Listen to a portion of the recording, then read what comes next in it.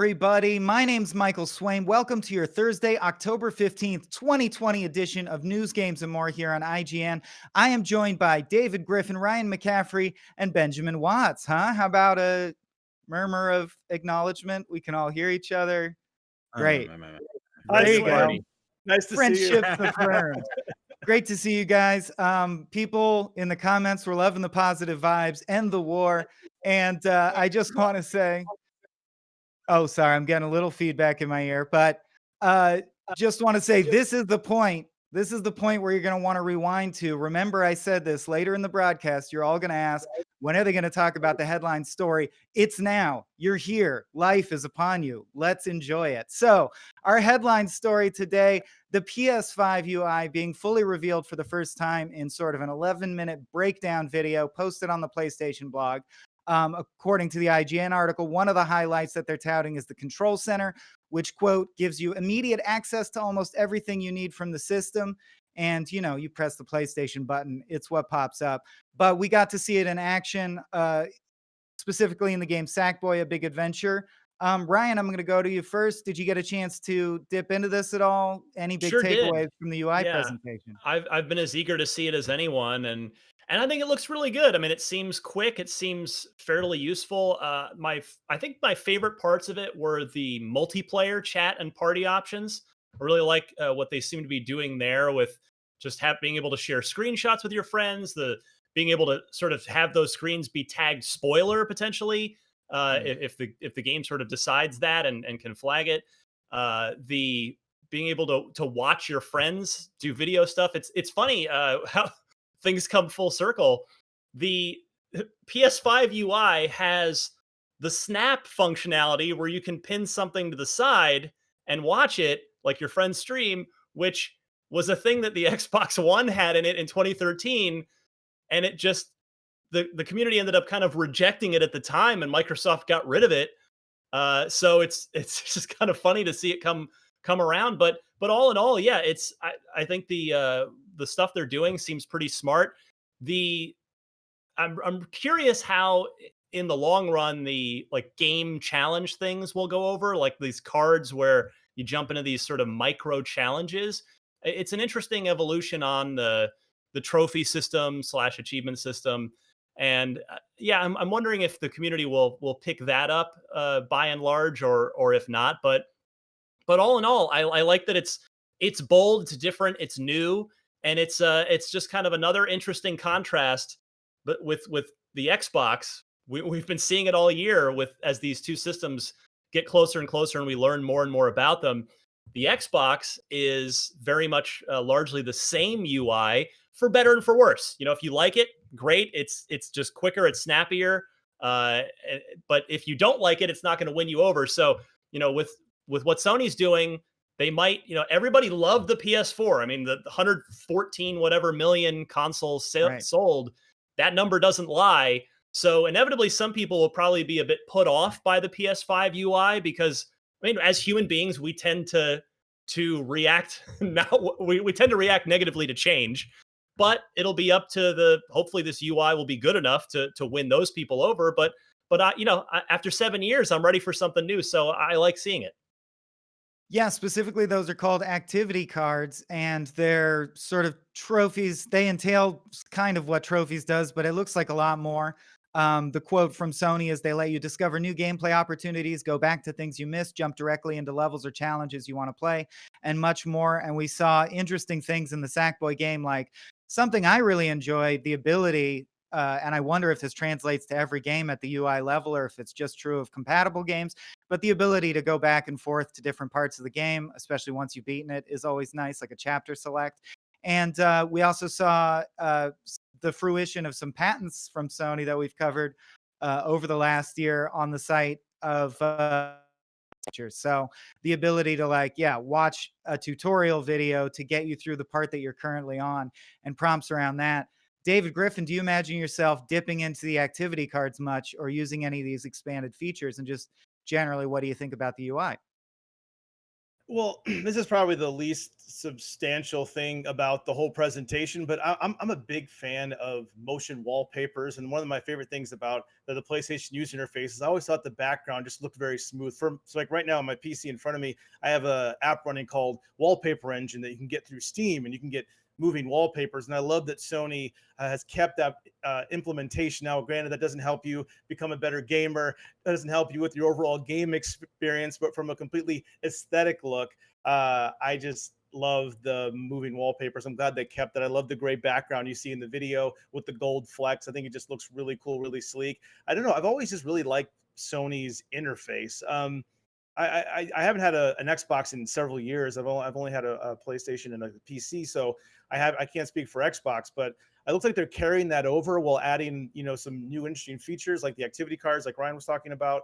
So I'm all for this. I mean, obviously I can't tell until I get my hands on it, but from just the first demo, it looks smooth and it definitely feels like something that would come with the next gen console. So I'm excited to actually get my hands on it.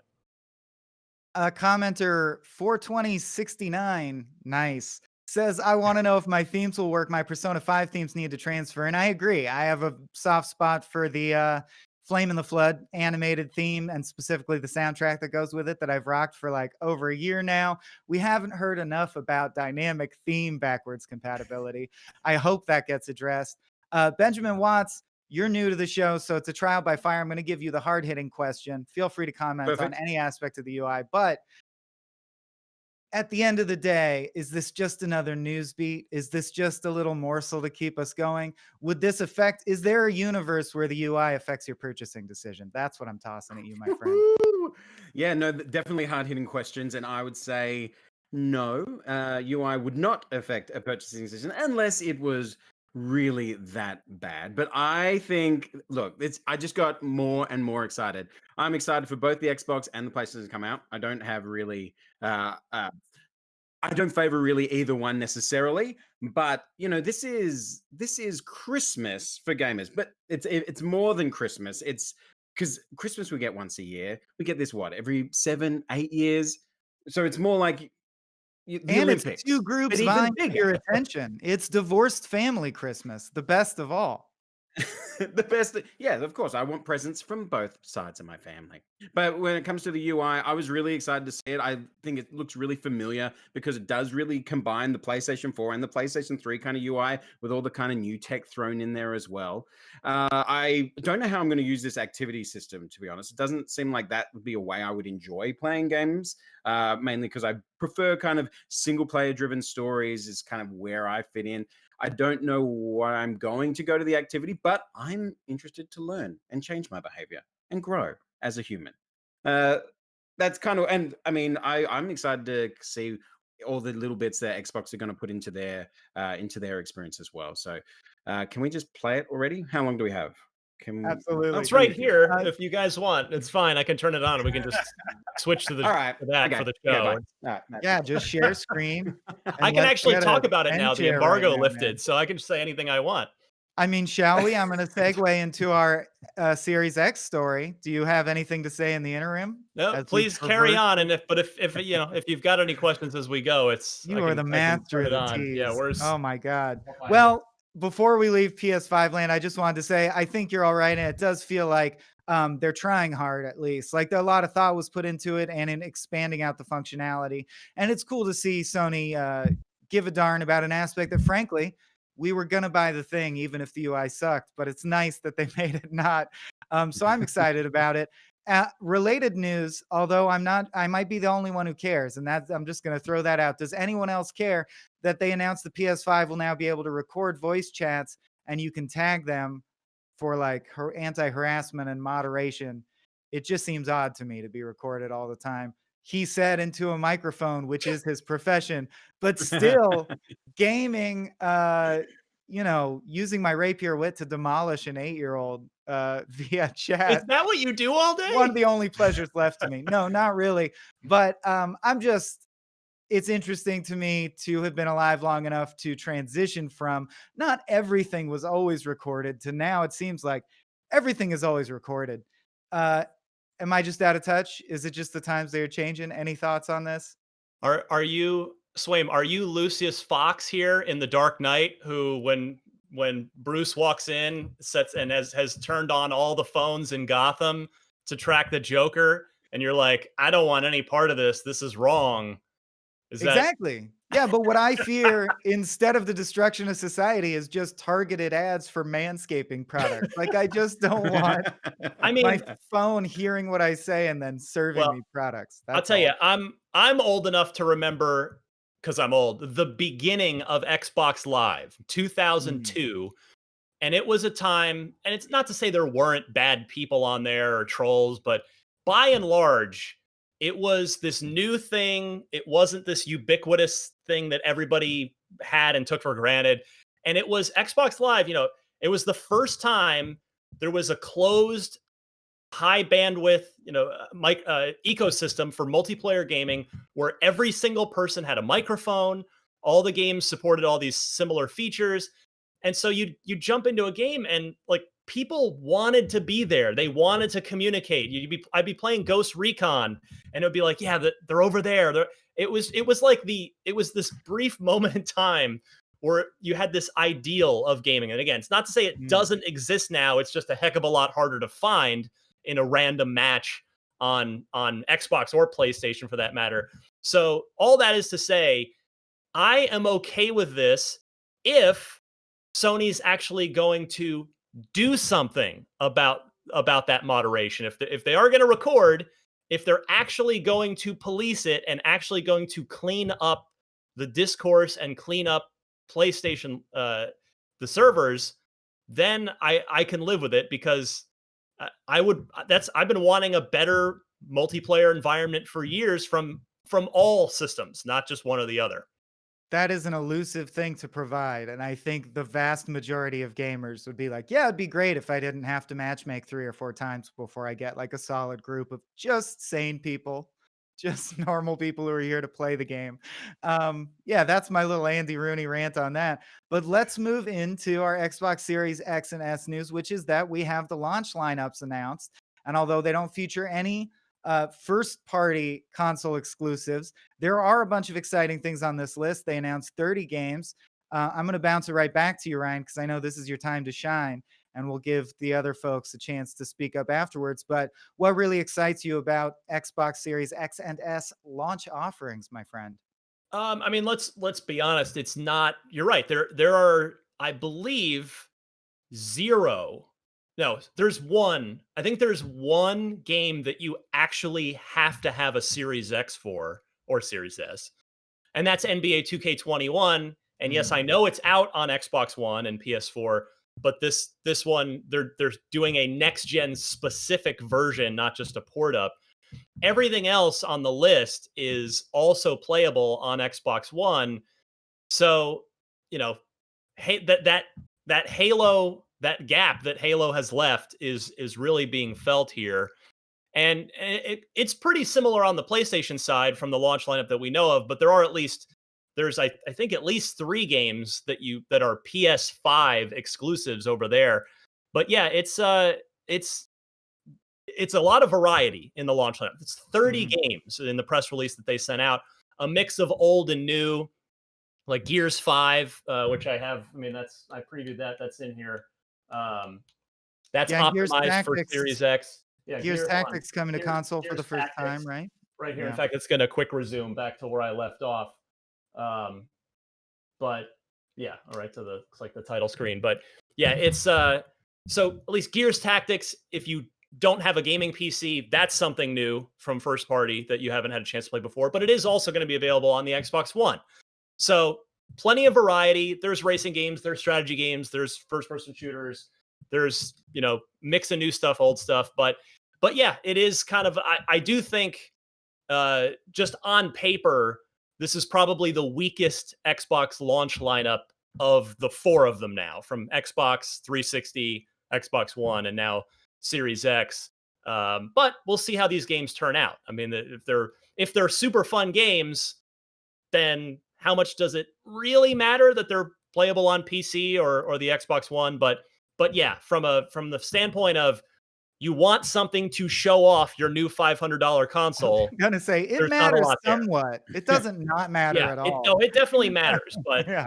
but you want good games at the end of the day, but you really want good games that are taking full advantage of the new hardware. And yes, the 30 games are optimized for Series X, so they are supposed to be taking advantage of the console. But yeah, so I'm more I'm pretty like of two minds on it, honestly. Mm. Just I am disappointed that you know, there's not a Demon Souls. There's not even a little thing like a Destruction All Stars.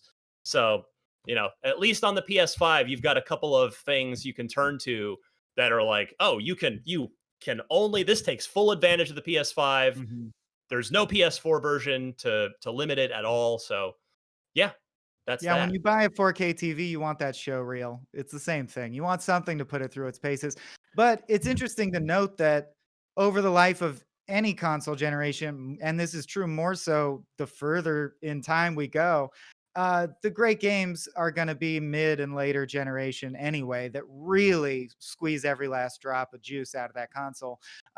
There's a process of developers learning how to work with the console, obviously, or we wouldn't see that trend.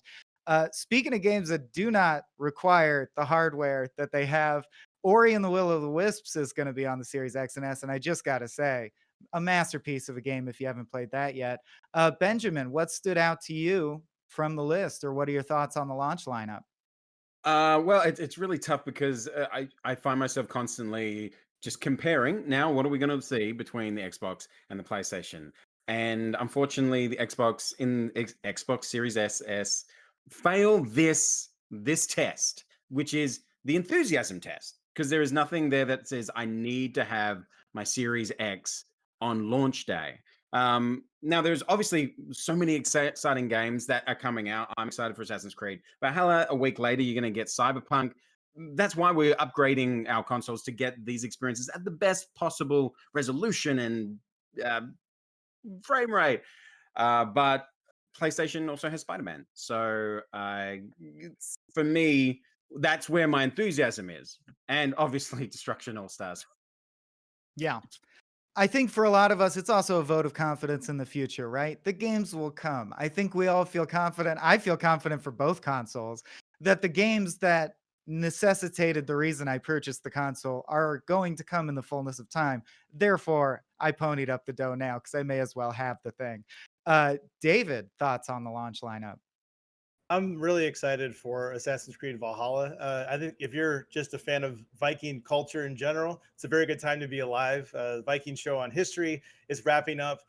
Vikings Valhalla, the show Valhalla is coming to Netflix. You have Assassin's Creed Valhalla. You have another show called there's another show on Netflix. I'm blanking on it. I think it's called The Kingdom or something like that. It's really good. It's a great time to be a Vikings fan. I'm a Vikings fan, so God I'm of War excited to play Ragnarok that. on God of PS5 War, next year. yeah, Ragnarok. I mean, it's just a good time to like some Norse mythology. It's a really good time for that. But this is more, an historical epic. And I just finished. I did a replay of Odyssey. Sorry, recently, which I loved. I hadn't had a chance to play the Atlantis DLC, so I got into that, which was cool. And I don't know, since Origin came out, I'm trying to remember this. Since kind of Assassin's Creed has been taking a little bit more time Ubisoft releasing their games, taking a couple years to develop them, 2 to 3 years. I feel like the game's gotten better. The storytelling's better. The gameplay feels a little bit more like The Witcher in a way, a little bit the combat, which I love. So even though, again, I have a PC and I have a PlayStation, I'm going to upgrade to a PS5. I'm not going to get an Xbox, but I am excited to play Assassin's Creed Valhalla. I'm going to play it on PC, but if I had an Xbox, that's definitely one of the games that I would play on launch. Because I think, and Ryan, while we have you here, just because you have an Xbox back there, I don't want to take anything away from your review and preview and all that stuff's upcoming, but can you talk about the variable refresh rates? Does your TV have HDMI 2.1? Because that's 4K at 120 hertz. That makes a big difference. Are you able to test the games at those resolutions and refresh rates? Yeah, I'm lucky. So I bought an LG B9 last Black Friday, and it has since received a firmware update. In fact, Microsoft sent me a beta firmware update that they got from LG to sort of be on the latest and greatest so that that stuff would work as well as possible. So yeah, of the stuff I've been able to try, Dirt 5, which I have a preview build of, has a 120 hertz option. You don't have to choose that because it does sacrifice resolution and image quality. And then Gears 5, when you fire up the Series X optimized version of it, it supports 120 hertz in versus multiplayer, which so that you could, I talk about those in my previews and my overall system preview from today on IGN or IGN's YouTube if you haven't had a chance to check it out yet. But yeah, I'm lucky that I think with the B9 from last year, I just made the cut for a 2.1 HDMI 2.1 TV. The thing I would while you brought this up, that I would pass along to people if you've got your console pre-ordered, you've got a 4K TV that does 120 hertz, make sure that you use the cable that is included with the console. This will be for PS5 or Xbox Series X. Microsoft was adamant about that when they sent along this preview console because, my certainly I would have defaulted to just like, it's already all wired up cleanly back there. I'll just swap them and just use the one that I've already got. But the one I've already got's not a high speed HDMI 2.1, and it would not have worked with the 120 hertz. And I'd have been wondering, well, what the heck's going on? So just make sure that you're using, if not the one they provide you, make sure you have an HDMI 2.1 high speed HDMI cable for your PS5 or Series X. There you go. Excellent Xbox Little interlude. PSA for you guys. Yeah. But I needed it, so it's like I figure I'll pass the word along. For sure. No, very valuable info. Other random shout outs. Yakuza Like a Dragon does look very fun in a wacky way to me. And fair amount of love in the comments for Maneater. So if you haven't given that a shot yet, I think I'll probably check that out finally. Yeah, it's super fun. Yeah. Excellent. Yeah. Well, when it rains, it pours. We got a lot of info today. There was also another Night City Wire. This is, of course, the showcase where CDPR tells us more and more, a little bit at a time, about Cyberpunk 2077, arguably the most anticipated game on the horizon.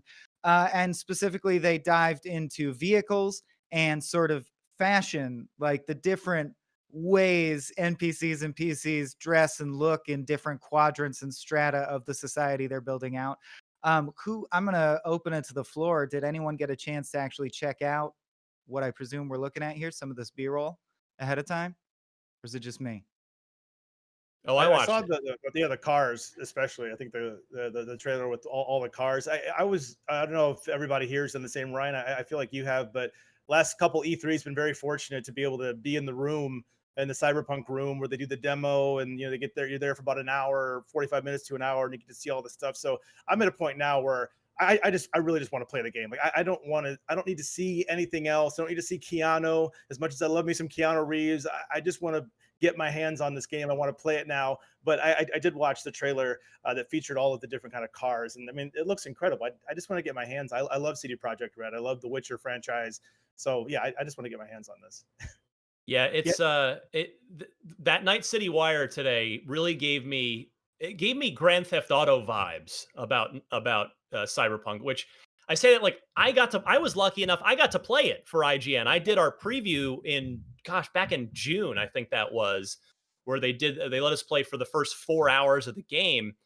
But yeah, watching all the car stuff and talking about all the different fictional car brands in the game, I couldn't help but think of Grand Theft Auto in a good way. So it's like, it really seems like, and we already know that CD Projekt is developing a large scale multiplayer component to Cyberpunk that won't be out for like a year or two after the game launches.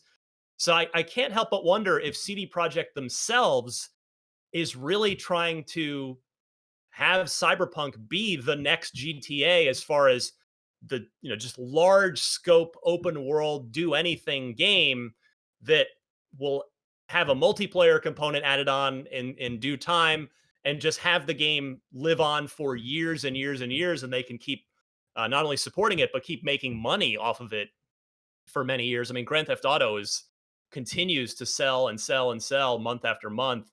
But yeah, I very much look forward to getting to know the different car brands in the game, because I love cars and in real life, and I love car games, and so the more of that kind of blends in with this role playing game, which is at the end of the day what Cyberpunk is. I think, right. I mean, it's a first person shooter role, but it's more think Deus Ex more than The Witcher, Right. but it's a role playing game. But yeah, any sort of cool driving bits that go into it are just gonna make me happy. Did you see much? I mean, now that we've seen more and more footage, do you feel like they've been pushing things and making progress since you had a hands-on experience? Like, did you see anything that looks like, oh, that's new, or we weren't able to do that when I had my hands on it? Anything like that? It's tough to say honestly because it's a that was months ago, and b Mhm. it was. I will say that the thing. I mean, I said this in my preview at the time, but the quick version of it is when I got to play 4 hours of Cyberpunk 4 months ago now. Um, it it really like that 4 hour window really made it feel like there's just a lot to this game. Like I didn't even peel one layer off the onion. It seems like a game where there is just a lot in a good way. Like it really does feel like a big dense game. And so these Night City Wire episodes that they've been doing are just CD Projekt's way of just highlighting some of that in a measured way, as opposed to, if you just play it, you might not even know about half the car brands, the fictional car brands that are in the game. So it's kind of interesting to see them present the material this way, but it'll inform people a little better once they go play the game themselves in November. Yeah, I just can't keep my eyes off it, man. I just love every artistic choice. It feels so opulent, like you said. It's just so dense with creativity. It's a world I can't wait to get lost in. I'm as excited as like a new Star Wars. It feels like I want to be in this universe for a long, long time. Is there anyone with a more tempered reaction to this material than I, or should we move on? I was gonna say I'm not like a huge car buff, but I Yeah. think they were miking up. I think that's a Lexus LFA right there. That they're if you're watching the video right now, and Yeah. that's just a really cool car. And I think that's awesome that they're recording sounds. And you hear that when you hear things about Star Wars, about whales, and a big truck of some kind. How they made these unique sounds. So I'm also just really excited to hear how everything sounds from a sound design standpoint. Because I love seeing this real world kind of testing they're doing with actual cars and bringing that into the game. I think that's just really cool. Every car is unique with fully rendered interiors. I just can't wait. Benjamin, thoughts on the latest Night City Wire? Oh, look, I missed it, so I'd just be sharing my enthusiasm for the Sure. game coming out. But I did see Keanu in the clip that I did see making a vroom vroom noise, which was very fun. That's right. Always fun. You can hear it though. We are tired. We just want it to be here. So moving on. Yeah, I get that vibe completely. Be like, One I month to can't get go. more excited. I'm as excited as I can be. You did it. You're done. Something I'm not excited about personally, but we'll see if others are. I have no emotional connection to this whatsoever. Dune production company, Legendary Entertainment, and producer of Transformers, among other things, Shoot 'Em Up and Real Steel, both very entertaining films, coming together to create a Buck Rogers movie. And not just a movie, but a multimedia universe. And I'm wondering if this has like the dark universe written all over it, like if this is not a good venture. However, I gotta say, in chat, I saw way more love for a property as obscure, I thought, as Buck Rogers. What about the Twinkie? Said, I love this show as a kid. It goes on and on, but there was a good run of comments of people who were like, oh boy, gee willikers, Buck Rogers. Does anyone here have a relationship to Buck Rogers as a property or as like a character? I don't. I'm gonna That's my pass, point. Drew. That's my Price is Right reference for the show. That's my point I'm passing the exactly. showcase. But David Griffin, you're our entertainment guy, so I am going to put you in the spotlight. What do you think about this deal? Is this an ill-fated concept? It's supposed to be a movie that will lead to a prestige television series and an anime series. What do you think the game is here, and do you think it's got legs? I think it's coming from a good creative team, good production team. I mean, I'm going to go on a little bit of a side note here, but when Nick Lamone and I were very fortunate, we got to go out to Budapest to watch, to check out The Witcher and to see the behind the scenes. Mm. And while we were there, we were at one of the studios, and they were building a set for Dune. and it was just like, it was incredible. It was this big sand field that was bigger than probably 2 or 3 football fields. It was massive. I mean, I can't wait. I can't imagine what it's going to look like on screen. And anyway, to get to that, I think it's in good hands because that team took that property very seriously. So the fact that they're taking Buck Rogers, which I don't know anything about, that's a good sign. I wish they wouldn't call it prestige television because that makes it sound like it's Mad Men or Breaking Bad. I mean, which those are amazing shows, but prestige just carries this weight to it. I think they probably mean in terms of the budget and how much they're going to put into it. And they seem like they're taking this seriously. I have a soft spot for sci-fi, Swaim.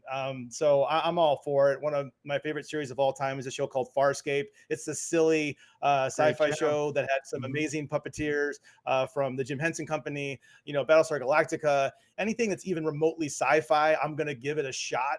So I don't know anything about Buck Rogers, but the fact that it's coming from the team that worked on Dune is reassuring. And the one to invest a lot in it, I'm all for it. I mean, I'm all for more sci-fi. I want to have more sci-fi on TV. So I'm in. I'm sold. I'm going to watch it. Now, do you differentiate between hard sci-fi and fantasy style sci-fi? Do you know what I mean by that? Yes. Yeah, for sure. I I guess mean, so I, my oh, reticence with sorry. Buck Rogers is it seems like he's just gonna zap stuff with a laser and go from adventure to adventure. I'm a Star Trek TNG guy. I want people in a Uh, boardroom figuring out some like moral quandary, but maybe I'm a yeah. boring person. I mean, I agree with you. I don't know what you guys say. I like both kinds of sci-fi. I love the Star Sure. Wars, more fantasy, but I love there's this one episode of Battlestar Galactica where they have a whole episode about how they get water. And I'm like, that's cool. Now, granted, it's still science fiction. We can't do that now, but I mean, it's just, I love it when they break down how the engines work and things like that, even if whatever dark and antimatter is. But yeah, I agree. I like both. I like John Carter from Mars. I mean, I like sci-fi. I'm going to check it out. So even if it's a little silly, that's okay. All right. Well, you can watch it so I don't have to, and you'll report back. I think All I'm the only one right. here who's going to watch this. I think I'm the only one. This is it. I think it's just me. Although it sounds like eventually Emily in Paris is going to go all the way around, which I didn't see myself watching, but I've just heard so many people say, yeah, someone on staff told me to watch it. I watched it. You should watch it. So there's a random shout out from nowhere. Emily in Paris is Watch apparently it for pretty sure. good. Yeah. All right. A story we can all get behind. Jetpack Man is back. Jetpack Man, he's a menace. I'll pay $1,000 for a picture of Jetpack Man. Anyway, an American Airlines pilot, this is the original story, radioed the control tower at LAX to report that a man in a jetpack had flown by. People are, I'm sure, spamming comments asking what this has to do with gaming. Answer, nothing, but we ran it on IGN, so I'm allowed to bring it up. The plane was at 3,000 feet at the time, and now today, this very day, it happened again. I guess we don't know if it's the same person in a jetpack, but I'm going to assume the same person flew by again today. And the FBI is after this person because you can't do that. Thoughts on Jetpack Man, Benjamin? Personal hero of mine, I have to Right, that's say. the right reaction. I want to get to the bottom of what this is. Obviously, we've heard a lot of conspiracy theories. Maybe it's a drone with a man attached to it, not a real man, mannequin man. But we in this year, 2020, we need stories like this. let's be fair. We need to believe there is something exciting and fantastical and real. And I'm willing to take the word of these pilots. Pilot, I trust them with my life when I'm in the sky. Why not trust them with my life on the ground? I want to see Jetpack Man. I'm surprised no other person on the plane saw it, and nobody had a camera at the time. So I will hold my skepticism, but please Although put me. Huh? there Ben, are was you a trying to say that you will believe a man can fly? I have done it since the original Superman, and I will do it forever. Yes, I want a jetpack. How do we get one? I couldn't build one. I will explode. we were only at the point where you had to have a huge hose attached to water spraying water out, which I don't think it would be the situation at thousands of feet near LAX. So I didn't know that we had real jetpacks. There are several commenters buying the conspiracy theory slash truth, which is out there, that it's probably a custom drone shaped to look like a guy with a jetpack. That's only slightly more reasonable sounding to me than that it's a real guy in a jetpack. Ryan, do you have any thoughts on Jetpack Man? I Read don't blame the light. anyone for taking any means necessary to try and get off of Earth in 2020. So more power to Jetpack Man. The thing, it's 2020. What are the odds this ends in tragedy? Like, this story is funny until it's not Till anymore. he So gets sucked into the please, jet engine of the right. next plane. Jetpack responsibly, Jetpack Man. David Griffin, do you think there's a show in it? Does this have legs? Is this what Buck Rogers is? Is this how I'm I learning? It's the I'm loving viral the pilot. I'm loving watching the B-roll of the Rocketeer. That's awesome. Yeah. That's a great movie. So have you ever been to LAX? There's all these governments, or not government, private, military contract companies. You have Raytheon and all these people that build missiles. Tesla's over there, I think. So I always wonder if it's one of those companies, if they're doing that. And two, or also, why don't they share the technology with everybody? Like, why are you hiding the technology? So I hope there's a time when we can actually see this come to life and we can all get our own personal jetpack and go at 5,000 feet. And like you said, as long as they're staying away from the planes, at least at a safe distance and not harming anybody. I mean, I'm all for flying around. I mean, go ahead, have a good time. Just go ahead and live your life. I mean, hopefully it's like a real life Tony Stark. It's probably what's his name? Elon Musk Elon. testing out some Probably Elon. SpaceX tech. There you go. It's probably Elon. Yeah. It's probably Elon. Or, I mean, we just lost Benjamin. You notice No, you he's never back. see Benjamin and Jetpack Man in the same place at the same time. I'm just saying. All right. I don't know if he's back, but I'm going to move us along. Actually, oh, there he is. He looks all tiny now. We What a can see weird him. effect. Yeah. All right, David. While I have you, I know you wanted a window to talk about some Mass Effect news that I didn't have time to incorporate into the ROS because this just happened. And I assume, hey, if you care, I care, and the people care. What's going on with Mass Effect? I think the people care about Mass Effect. Mass Effect is one of my favorite video games of all time. I'd put Mass Effect and Witcher franchise up there as probably like top 5 for me. We've all, I think, just wanted a remastered version of some kind, whether it's just like better frame rates or like a complete like a big remaster like if they could do it like Halo did it, we could push a button and go back and forth. That would be awesome. I just want a remastered version of Mass Effect. I'm not going to get picky. I love the first 3 games. I mean, 1 and 2 are definitely my favorites. Still enjoyed playing 3. Andromeda was a mess, but I have such fond memories of playing that franchise. I would love to go back, make all the decisions, or make some new decisions that I've never done before, and just get in that world again. It's one of my favorite franchises. So that's why I just wanted to at least give it some love and say, this news out of South Korea, that came about a rating for the game, what the game's going to be rated, is exciting. November 7th is coming up. I can't imagine they're just going to drop it out of nowhere on November 7th. I mean, that would be incredible. But I'd imagine maybe we'll get some news, maybe a trailer, or maybe they'll do one of the, they've been doing a lot of these shows where the developers have their shows, and maybe BioWare will do a show. It'd be like on N7 day, they'll do a show and they'll show us, what they've done to the original game. So I'm just very hopeful about this, because I haven't played Mass Effect in a long time, and I want to get back there with Commander Shepard and just get in that world again. I remember one N7 day, they airdropped a bunch of crates of like hoodies and branded stickers and pins. And like Oh yeah, with did geo trackers on them, they like all went missing. Like 80% Right. just are in a ditch somewhere. But great games. All right, last but not least, I don't know if people had a chance to watch this, but we'll react to it live. I don't have full context on this, but a producer sent to me and said, you guys should just screen this. It's IGN Japan gave us this clip of Super Nintendo World Theme Park preview. Oh, I want it And already. hopefully we're running that now. It looks like just a gift shop to me. But I enjoy the dancing very much. But I'm wondering, theme park implies rides. I'm sorry. I know I should have more news like information around this. I don't. But I figured it would be fun to go out on. I mean, when we're allowed to go outside again, I would go Yeah, to a Super Nintendo theme park, Like definitely. Disney, but Mario themed. Oh yeah, I'm all ready for it. Universal Studios is building theirs as well. I can't wait. Yeah, I mean, I can not? wait. I'll wait as long as necessary, but I'm excited to go when it's feasible.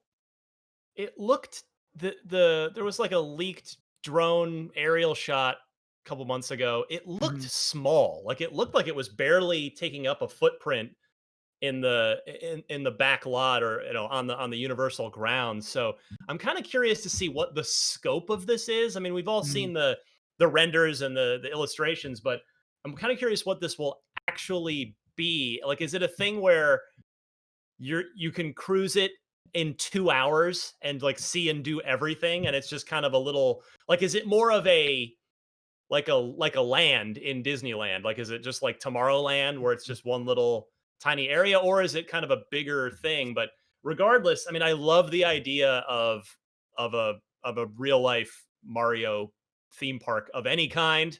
Star Wars Galaxy's Edge is super great at Disneyland, and if there's a Nintendo version of that, sign me up. And just, can I live there for the rest of 2020?